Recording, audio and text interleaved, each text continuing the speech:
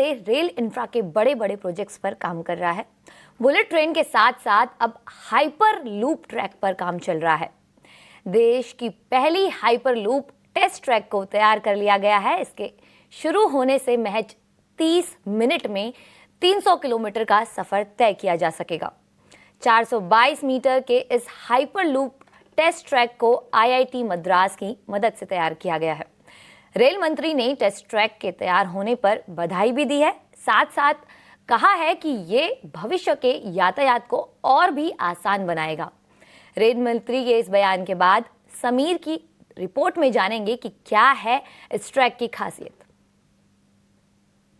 This first pod of 422 meters, first tube, this will really go a long way in developing the technologies. I think time has come when after the first two grants of $1 million each, the third grant of $1 million will be given to IIT Madras for further developing the Hyperloop project in a nice way. And once we see the commercial or rather pre-commercial, where the product is ready, then within the railway setup we will start the first commercial project. We'll decide a site which can be used for good commercial transportation of, let's say, some 40-50 kilometers. That kind of site we will decide, and then we will go for it.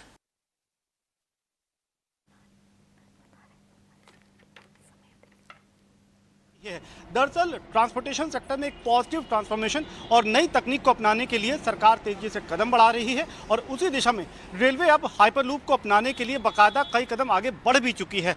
IIT Madras को एक prototype तैयार करने के लिए बाकायदा 2 से $2.5 million की funding भी की जा चुकी है और वो अब तक सफल साबित हुई है।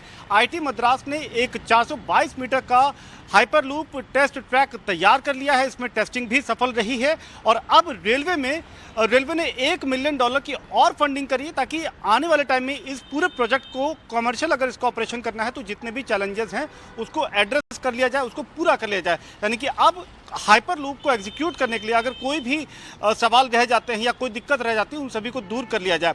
रेलवे मंत्रालय की कोशिश ये है कि आने वाले तकरीबन 1 साल में पहला हाइपर लूप ट्रेन सेट को वो चला पाए, जो कि तकरीबन 40 से 50 किलोमीटर के ट्रैक पर होगा और फ्रेट सेगमेंट यानी कि माल ढुलाई के लिए इसको अपनाया जा सकता है।